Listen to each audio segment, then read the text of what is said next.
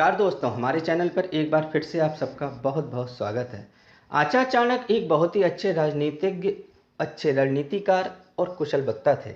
उन्होंने अपने जीवन काल में नीति शास्त्र जैसी पुस्तक की रचना की और उसमें लोगों को और उनके जीवन से जुड़े तमाम पहलुओं पर खुलकर अपने विचार रखे और उनका आशय भी बड़ी ही गहनतापूर्वक समझाया।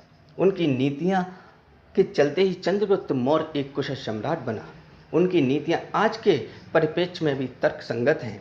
आचार्य चाणक्य ने जीवन के उन मूल बातों के बारे में बताया है जिनके बारे में आप अक्सर सोच भी नहीं पाते या वो हमें बेमतलब सी लगती हैं और उन्हीं के चलते हम अपना सब कुछ बर्बाद कर देते हैं।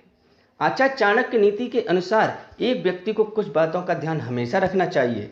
सफलता मुफ्त में नहीं मिलती, उसकी भरपूर कीमत आपको चुकानी पड़ती है और जब सफलता का स्वाद आप चखते हैं तो उस सफलता के कई सारे शत्रु भी बन जाते हैं जिनके बारे में आपको पता ही नहीं होता, लेकिन उनसे आपको सदैव ही सतर्क रहना चाहिए।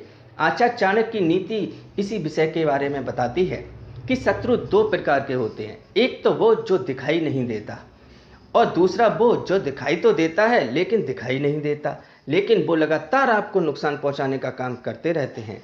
ये दोनों ही शत्रु खतरनाक होते हैं और इनसे आपको बचना चाहिए। आचार्य चाणक्य कहते हैं कि शत्रु कितना भी शक्तिशाली क्यों ना हो, अगर आप अपनी सूझबूझ का परिचय देते हैं और हर काम को गंभीरता से करते हैं तो उस शत्रु को आपको नुकसान पहुंचाने का मौका नहीं मिलेगा। इसके लिए आपको इन बातों को जरूर अपनाना चाहिए। नंबर 1 है वाणी की मधुरता। चाणक्य की नीति ये कहती है कि सफल होने में वाणी की मधुरता का विशेष योगदान होता है।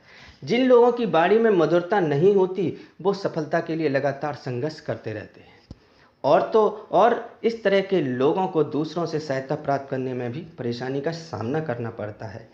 ये आपके प्रतिद्वंदियों में भी इजाफा करता है और इस तरह के लोगों के ज्ञात और अज्ञात दोनों तरह के शत्रु भी भरपूर होते हैं। इसलिए अपनी वाणी में दोष को हटा लीजिए और सदा ही मीठी वाणी बोलिए। नंबर 2, धन और ज्ञान में वृद्धि। चाणक्य की नीति एक और चीज़ के बारे में बताती है। अगर आपको किसी शत्रु को पराजित करना हो तो आपको अपने धन और ज्ञान में लगातार वृद्धि करते रहना चाहिए।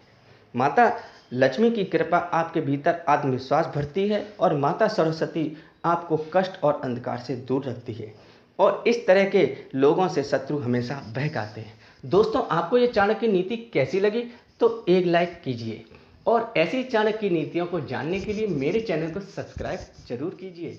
धन्यवाद।